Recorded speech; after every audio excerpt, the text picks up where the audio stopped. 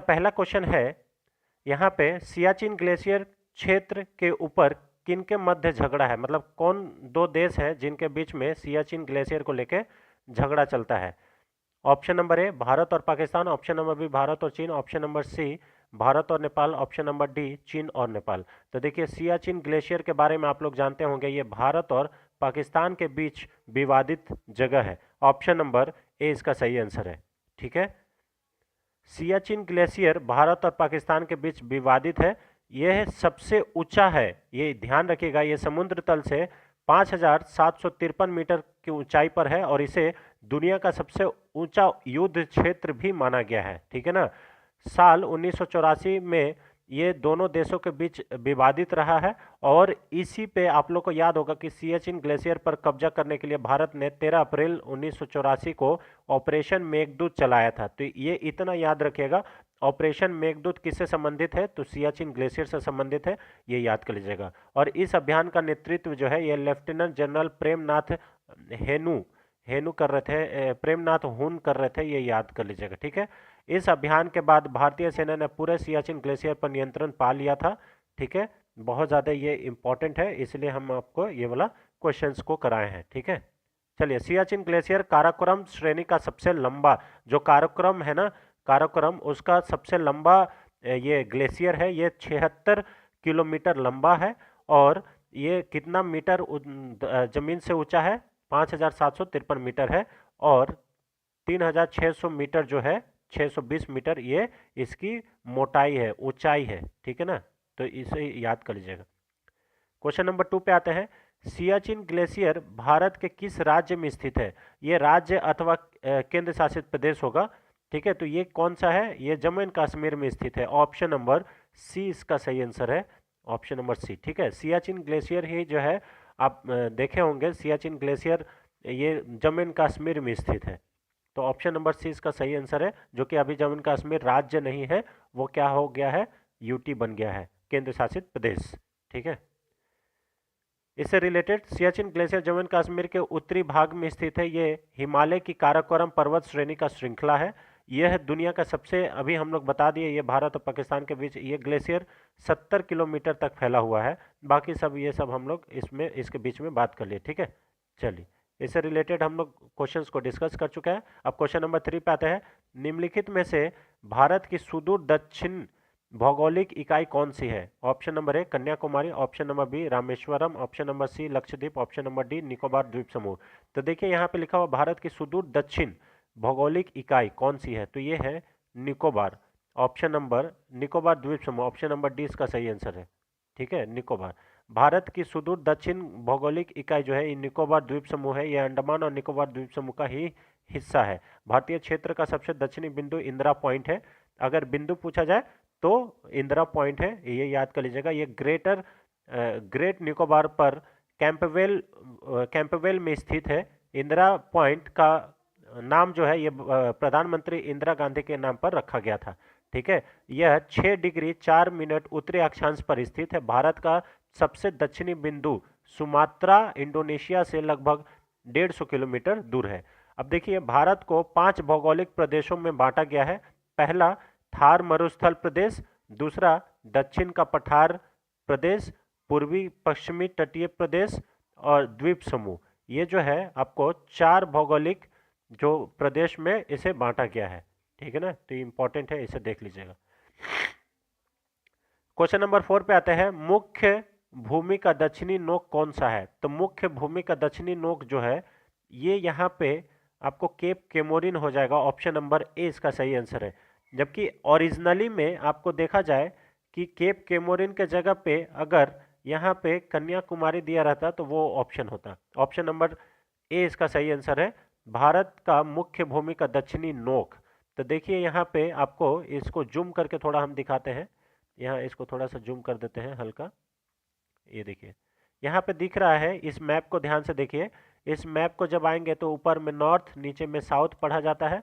ठीक है, यहाँ पे ईस्ट हो गया और यहाँ पे वेस्ट हो गया। ठीक है, तो यहाँ पे बोल रहा है साउथ में, तो साउथ में सबसे दक्षिणी नोक कौन सा है? ये कन्याकुमारी है। ठीक है, ये ध्यान रखिएगा। साउथ में, वेस्ट में गहीर माथा मतलब गौर मोती बोलते हैं, और ईस्ट में किबिथु है, और नॉर्थ में इंदिरा कॉल है। ठीक है। और वहीं पे देखिए साउथ ईस्ट में जो यहाँ पे पॉइंट बन रहा है यहाँ पे, इसको हम लोग इंदिरा पॉइंट बोलते हैं, जो कि अंडमान निकोबार में अभी हम लोग पढ़े थे, ठीक है ना। तो इसे ध्यान रखिएगा। चलिए, अब इससे रिलेटेड भारत की मुख्य भूमि के दक्षिणी बिंदु कन्याकुमारी है, ये याद रखिएगा। अगर ऑप्शन में कन्याकुमारी नहीं है तो फिर आपको यही आंसर लगाना है, ये ध्यान रखिएगा, ठीक है ना, जो अभी आपको हम बताएं केप कोमोरिन, ठीक है। यह तमिलनाडु के सुदूर दक्षिण तट पर बसा एक शहर है। कन्याकुमारी बंगाल की खाड़ी, अरब सागर और हिंद महासागर के संगम पर स्थित है। भारत की मुख्य भूमि की दक्षिणी सीमा 8 डिग्री 4 सेकेंड है, 4 मिनट। भारत मुख्य भूमि रेखा के उत्तर में 8 डिग्री 4 मिनट से 37 डिग्री 6 मिनट उत्तरी अक्षांश और 68 डिग्री 7 मिनट से 97 डिग्री 25 मिनट पूर्वी अक्षांश पर स्थित है। भारतीय संघ का दक्षिणतम बिंदु जो है ये इंदिरा पॉइंट है, अभी हमने डिस्कशन किया। साल 2004 में सुनामी के दौरान ये पूरा डूब गया था। चलिए, क्वेश्चन नंबर 5 पे आते हैं। ये इंपॉर्टेंट क्वेश्चन हो सकता है, ऐसा ऐसा ट्रिकी क्वेश्चन आ जाता है एग्जाम्स में पूछने के लिए। निम्नलिखित राज्यों में से उन्हें पहचानिए जो कर्क रेखा से गुजरती है और उसे पूर्व से पश्चिम के क्रम में सजाइए। तो ये बहुत ज़्यादा इंपॉर्टेंट है। सबसे पहले तो आपको वो राज्य पहचानने हैं जो कि कर्क रेखा से गुजरते हैं, और उसके साथ आपको मैप में, ये देखिए ये मैप है, मान लीजिए ऊपर में नॉर्थ, नीचे में साउथ, इधर में ईस्ट और इधर में वेस्ट, है ना। तो अब इस रेखा में यहाँ पे ऐसे गुजरता है, यानी कि इधर से इधर जाएगा, है ना, ये ध्यान रखिएगा। ये राइट से लेफ्ट की ओर जाएगा। तो सबसे पहले ये पहचाने कि कर्क रेखा में कौन होता है। तो सबसे पहला यहाँ पे जो आएगा, ईस्ट से वेस्ट बोल रहा है सजाने के लिए, तो सबसे पहले जो आएगा वो है इसका कौन सा है, सबसे पहले आएगा पश्चिम बंगाल, ये 1 नंबर आएगा, है ना, पश्चिम बंगाल। उसके बाद पश्चिम बंगाल के बाद आएगा दूसरा नंबर में झारखंड, ठीक है। तो 2 4 हो गया। उसके बाद फिर आएगा हमारा छत्तीसगढ़, ये 3 नंबर पे आएगा। उसके बाद 3 नंबर पे आने के बाद उसके बाद आएगा हमारा ये मध्य प्रदेश, छत्तीसगढ़ के बाद मध्य प्रदेश, ये 4 नंबर में आएगा। और उसके बाद हमारा क्या आएगा, गुजरात। तो ये आएगा हमारा कितना, ये हमारा आएगा 5वां नंबर पे, है ना। तो क्या बन गया, ये हो गया, सबसे पहले आएगा, यहाँ पे लिख देते हैं, ये 2 नंबर वाला पहले आएगा, फिर 4 नंबर वाला आएगा, उसके बाद फिर 7 नंबर वाला आएगा, फिर 5 नंबर वाला आएगा, और फिर 1 नंबर वाला आएगा। तो ये बन गया 24751 ऑप्शन नंबर बी इसका सही आंसर है, ऑप्शन नंबर बी, ठीक है। ये याद कर लीजिएगा। क्या क्या बनेगा, पहले आएगा, पहले फिर से एक बार करते हैं, पहले वेस्ट बंगाल आएगा, ठीक है, फिर झारखंड आएगा, फिर झारखंड के बाद छत्तीसगढ़ आएगा, फिर छत्तीसगढ़ आने के बाद मध्य प्रदेश आएगा, एमपी, फिर एमपी आने के बाद क्या आएगा जी, एमपी आने के बाद गुजरात आएगा, है ना, गुजरात। तो ये गुजरात लिख देंगे जी, है ना। तो यहाँ पे ये 2, ठीक है, 4, उसके बाद 7 के बाद 5 और ये 1, ठीक है ना। तो ये याद रखिएगा, इंपॉर्टेंट है। चलिए क्वेश्चन नंबर 6 पे आते हैं। पटकाई की पहाड़ियाँ भारत को अलग करती है। तो पटकाई की जो पहाड़ी है वो भारत को किससे अलग करती है, चीन से, म्यांमार से, पाकिस्तान से या बांग्लादेश से। तो जो पटकाई की पहाड़ियाँ हैं वो भारत को म्यांमार से अलग करती है, ऑप्शन नंबर 20 का सही आंसर है, ये याद रखिएगा। पटकाई की पहाड़ियाँ भारत के उत्तर पूर्वी भाग में स्थित पूर्वांचल की पहाड़ियों का हिस्सा है। ये पहाड़ियाँ भारत की उत्तर पूर्वी सीमा पर बर्मा, जो कि म्यांमार अभी है, के साथ मिलती है। पटकाई की पहाड़ियाँ नागालैंड, मेघालय, मिजोरम और मणिपुर तक फैली हुई है। पटकाई पहाड़ियाँ का सबसे महत्वपूर्ण पहाड़ी जो है वो दर्रा पांगसो दर्रा है, ठीक है। भारत को वर्मा से जोड़ने वाली लेडो रोड इसी दर्रे से निकलती है। पटकाई पहाड़ियों में भारत बर्मा सरहद पर खड़ा 3826 मीटर यानी कि 12,552 फुट ऊंचा सारामती पर्वत भी है। सारामती पर्वत, ये याद रखिएगा, यह भारतीय उपमहाद्वीप का सबसे ऊंचा गैर हिमालय पर्वत है। अगर गैर हिमालय पर्वत पूछ ले तो वो कौन सा आंसर हो जाएगा, सारामती पर्वत हो जाएगा, ये याद रखिएगा। ठीक है, सारामती पर्वत। ठीक है, चलिए अब यहाँ पे देखिए, ताई अहोम भाषा जो है, ये पटकाई शब्द का अर्थ होता है चिकन काटना। चिकन काटना, पटकाई पहाड़ियां उन्हें टेक्टोनिक प्रक्रिया द्वारा बनाई गई थी, जिससे मेसोजोइक में हिमालय का निर्माण हुआ था। तो ये थोड़ा सा इसमें देखिए, पटकाई, अहोम भाषा में पटकाई शब्द का अर्थ होता है चिकन काटना, ये याद कर लीजिए। चलिए यहाँ पे देख लीजिए, आपको हम यहाँ पे देखिए, ये पटकाई जो दिख रहा होगा आपको, ये पहाड़ियाँ हैं, डाफला, गिरी, मनोब, ठीक है ना, ये सब सारा चीज़ यहाँ पे दिख रहा होगा। देखिए यहाँ पे पीर पंजाल रेंज है, ठीक है। ये देखिए यहाँ पे गारो खासी जयंतिया, जो कि मेघालय में है, पहाड़ी, और वहाँ के जनजाति भी है, इसे याद कर लीजिएगा। ठीक है, चलिए क्वेश्चन नंबर 7 पे आते हैं। राज्य समूह जिनसे मणिपुर की सीमाएं लगी हुई है, वो राज्य कौन कौन से हैं जिसका मणिपुर का सीमाएं साझा होता है? तो इससे साझा, मणिपुर से जो सीमा साझा होता है वो होता है नागालैंड, असम और मिजोरम का। ठीक है, ऑप्शन नंबर सी इसका सही आंसर है।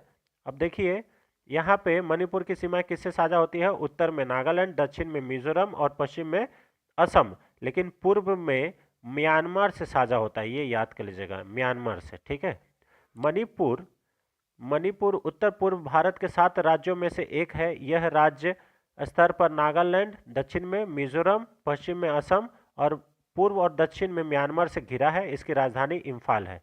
ठीक है, तो ये याद कर लीजिएगा, इंपॉर्टेंट है। चलिए यहाँ पे देख सकते हैं आप, आपसे क्या पूछा था?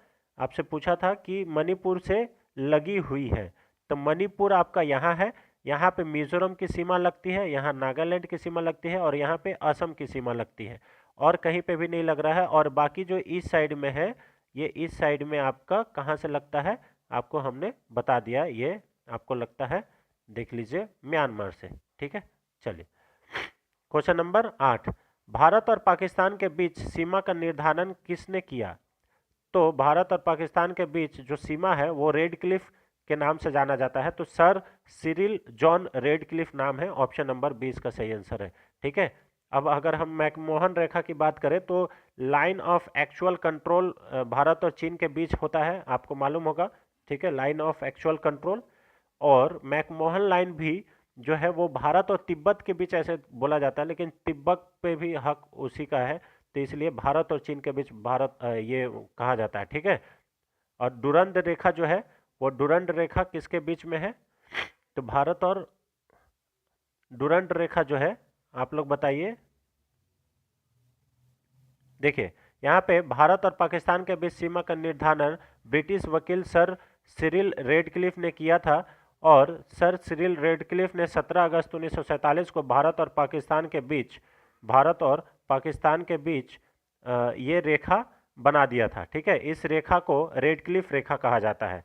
ठीक है, तो ये ध्यान रखिएगा, रेडक्लिफ रेखा जो है ये ध्यान रखिएगा, और डुरंड रेखा जो है वो भारत और अफगानिस्तान के बीच में है। ठीक है, रेड क्लिफ रेखा गुजरात में कच्छ के रण से शुरू होकर जम्मू एंड कश्मीर में जम्मू में अंतर्राष्ट्रीय सीमा तक जाती है। रेड क्लिफ रेखा भारत के 3 राज्यों और दो केंद्र शासित प्रदेश जम्मू एंड कश्मीर और लद्दाख से बनती है। ठीक है, चलिए क्वेश्चन नंबर 9 पे आते हैं। निम्नलिखित राज्यों में से कौन सा राज्य 3 तरफ से बांग्लादेश से घिरा हुआ है? तो कौन सा राज्य है जो कि बांग्लादेश से तीनों तरफ से घिरा हुआ है, उसे आप लोग बताइएगा। तो ये जो घिरा हुआ है बांग्लादेश से तीनों तरफ से, वो है त्रिपुरा। आपको मालूम होगा त्रिपुरा जो है उसका तीनों तरफ से बांग्लादेश से घिरा हुआ है। ऑप्शन नंबर डी इसका सही आंसर है। देखिए ये त्रिपुरा की राजधानी, त्रिपुरा का मैप है, आप इसे देख लीजिए। ठीक है ना, ये पूरा जो घिरा हुआ है, ये एक मिनट इसको जूम करते हैं आपको यहाँ पे भी दिखाने के लिए। ये देखिए यहाँ दिख रहा है, ये देखिए छोटा सा यहाँ पे त्रिपुरा है, और इधर सारा ये जो है एरिया ये बांग्लादेश है, और यहाँ पे भी ये बांग्लादेश है ना। तो इस टाइप से तो एक ही जो हिस्सा है वो इसका असम से लगता है, बाकी सब जो हिस्सा है वो किससे लगता है? बांग्लादेश से लगता है, तो त्रिपुरा इसका सही आंसर हो जाएगा, ये ध्यान रखिएगा। चलिए, डुरंड रेखा, अभी हमने बताया डुरंड लाइन निम्नलिखित में से किस देश की रेखा है, तो ये पाकिस्तान और अफगानिस्तान के बीच है। ऑप्शन नंबर बी इसका सही आंसर है, डुरंड रेखा, ऑप्शन नंबर बी। ठीक है, डुरंड रेखा भारत और पाकिस्तान के बीच होता है। यह रेखा 2640 किलोमीटर है, लंबी है। यह रेखा 1896 में समझौते के जरिए स्वीकार की गई थी। यह रेखा पश्तून जनजातीय क्षेत्र से होकर दक्षिण में बलूचिस्तान के बीच होकर गुजरती है। डुरंड रेखा की 7 बातें हैं, ये सब इसमें लिखा हुआ है। ठीक है, चलिए, यहाँ पे ये डुरंड रेखा आप लोग देख सकते हैं, यहाँ पे ऐसा ऐसा बना हुआ है, या फिर ये वाला आप देख सकते हैं, ये डुरंड रेखा है। ये इधर में अफगानिस्तान, इधर में पाकिस्तान। ठीक है, चलिए, क्वेश्चन नंबर 11 पे आते हैं। पाकिस्तान की सीमाओं से लगे भारतीय राज्य कौन कौन से हैं? तो पाकिस्तान की सीमाओं से लगे भारतीय राज्य कौन कौन से हैं? वो है गुजरात, जम्मू एंड कश्मीर, पंजाब और राजस्थान। ऑप्शन नंबर बी इसका सही आंसर है। ठीक है, गुजरात, पंजाब, जम्मू एंड कश्मीर और राजस्थान। तो यहाँ पे देखिए, इससे रिलेटेड कुछ बातें कर लेते हैं। पाकिस्तान के साथ भारत के इन राज्यों का, जैसे जम्मू एंड कश्मीर, राजस्थान, गुजरात और पंजाब, भारत के साथ भारत की सीमा रेखा को रेड क्लिफ रेखा कहा जाता है। भारत के विभाजन 17 अगस्त 1947 को इसे भारत और पाकिस्तान के बीच सीमा को घोषित किया गया था। ये सब सारा चीज़ हम लोग बोल दिए हैं। और LOC लाइन ऑफ कंट्रोल के नाम से भी जाना जाता है, इसे भी याद कर लीजिएगा। ठीक है, पंजाब के बाघा में दोनों के बीच LOC है, लाइन ऑफ कंट्रोल, और चीन के बीच है line of actual control, LAC। ठीक है, राजस्थान और गुजरात में बॉर्डर एरिया है। पाकिस्तान के सिंध प्रांत के बॉर्डर को 0 पॉइंट कहा जाता है। ठीक है, चलिए, क्वेश्चन नंबर 12 पे आते हैं। अरब सागर में स्थित भारतीय द्वीपों की सर्वाधिक महत्वपूर्ण विशिष्टता क्या है? तो अरब सागर में जो सर्वाधिक भारतीय द्वीपों की सर्वाधिक महत्वपूर्ण विशिष्टता जो है वह है, वे सभी प्रवाल उद्गम के बने हैं। ऑप्शन नंबर बी इसका सही आंसर है, वे सभी प्रवाल उद्गम के हैं। अरब सागर में स्थित भारतीय द्वीपों की सबसे महत्वपूर्ण विशिष्टता यह है कि वे सभी मूंगा मूल के हैं। इस द्वीपों को लक्षद्वीप के नाम से भी जाना जाता है। ये द्वीप प्रवाल निक्षेप से बने हैं। इस द्वीपों में मिनिकॉय सबसे बड़ा द्वीप है, ये याद कर लीजिएगा। ठीक है ना, मिनिकॉय। अरब सागर में स्थित भारतीय द्वीपों की कुछ और विशेषताएं, ये द्वीप आकार में काफ़ी छोटे हैं। इन द्वीपों पर अति शुष्क जलवायु है। इन द्वीपों की तटरेखाओं में मूंगा भंडार और सुंदर समुद्र तट है। इन द्वीपों में भूमध्य रेखाएं वनस्पति पाई जाती है। यह द्वीप संवहनीय वर्षा के अधीन होते हैं। ये द्वीप भारत के अधिकतर समतल द्वीप में है, जो समुद्र तल से केवल कुछ ही मीटर ऊपर है। ठीक है, तो ये सब थोड़ा सा इंपॉर्टेंट है। अरब सागर में स्थित भारतीय द्वीपों को 1 नवंबर 1956 को स्वतंत्र भारत के एक अलग केंद्र शासित प्रदेश के रूप में नामित किया गया था। लक्षद्वीप को पहले मिनिकॉय और काकद्वीप को अमनद्वीपी द्वीप जैसे नामों से जाना जाता था। ठीक है, तो ये याद कर लीजिएगा, लक्षद्वीप को पहले मिनिकॉय ही कहा जाता था। क्वेश्चन नंबर 13 पे आते हैं। भारत का पूर्वोत्तम स्थल निम्नलिखित में से किस राज्य में स्थित है? तो भारत का पूर्वोत्तम स्थल जो है वो पूर्वोत्तर पूछा है। ऑप्शन नंबर सी इसका सही आंसर है, मतलब इष्टतम, अरुणाचल प्रदेश में स्थित है, ये याद कर लीजिएगा। क्वेश्चन नंबर 14 पे आते हैं। निम्नलिखित प्रमुख भारतीय नगरों में से कौन सा एक सबसे अधिक पूर्व की ओर अवस्थित है? तो देखिए, भारतीय नगरों में से कौन सा नगर है जो सबसे अधिक पूर्व में स्थित है? तो ये है, सबसे पूर्व में स्थित कौन है? ये है लखनऊ। ऑप्शन नंबर सी इसका सही आंसर है, लखनऊ। ठीक है, क्वेश्चन नंबर 15 पे आते हैं। भारत के किस भाग में बैरन ज्वालामुखी द्वीप स्थित है? तो बैरन ज्वालामुखी जो द्वीप है वो अंडमान निकोबार का पार्ट है। ऑप्शन नंबर ए इसका सही आंसर है, अंडमान निकोबार। ठीक है, भारत के अंडमान निकोबार द्वीप समूह में स्थित बैरन द्वीप पर बैरन ज्वालामुखी है। यह द्वीप अंडमान सागर में स्थित है। यह भारत का एकमात्र सक्रिय ज्वालामुखी है, यह याद कर लीजिएगा, बैरन द्वीप। यह द्वीप जो है पोर्ट ब्लेयर से लगभग 140 किलोमीटर उत्तर पूर्व में है। यह द्वीप लगभग 3 किलोमीटर फैला हुआ है। बैरन ज्वालामुखी का पहला रिकॉर्ड 1787 का है। यह आखिरी बार 2017 में फटा था, ये याद कर लीजिएगा, ठीक है। अंडमान निकोबार द्वीप समूह में नारकोंडम ज्वालामुखी भी स्थित है। यह प्रक्षुब्ध ज्वालामुखी है, ठीक है ना, इनएक्टिव वोल्केनो। चलिए क्वेश्चन नंबर 16 पे आते हैं। क्वेश्चन नंबर 16 कहता है वर्ष 1953 में जब आंध्र प्रदेश राज्य एक अलग राज्य बना तब उसकी राजधानी कौन बनी? तो जब आंध्र प्रदेश बना था तो उसकी राजधानी क्या था? कुर्नूल था। ऑप्शन नंबर 20 का सही आंसर है कुर्नूल, ठीक है। ये सब सारा चीज इसमें दिया हुआ है। ऑपरेशन पोलो इसके लिए याद कर लीजिएगा, ऑपरेशन पोलो, ठीक है। सरदार वल्लभ भाई पटेल के द्वारा आंध्र प्रदेश को हैदराबाद को उस समय याद कर लीजिएगा, हैदराबाद जब राजधानी हुआ करता था, अभी तो तेलंगाना की राजधानी है, तो उसके लिए ऑपरेशन पोलो भी इसके लिए याद कर लीजिएगा। क्वेश्चन नंबर 17 पे आते हैं। निम्नलिखित में से कौन से भारतीय राज्य प्रातः काल में सूर्य की किरणें सबसे पहले पड़ती है?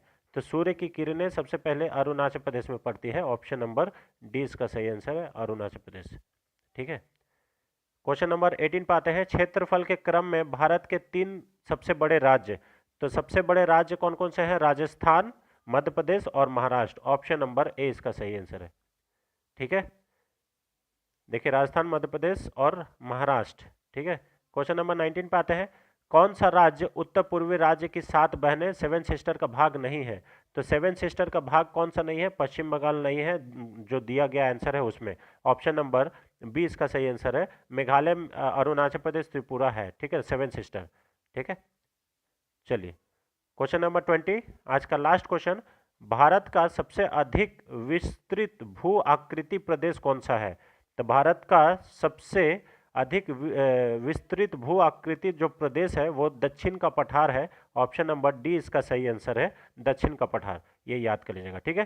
तो ये रहा फ्रेंड्स सेट नंबर 6 का अति महत्वपूर्ण प्रश्न, जो कि 20 क्वेश्चंस है, जो आने वाले सभी प्रतियोगी परीक्षाओं के लिए बेहद महत्वपूर्ण होगा।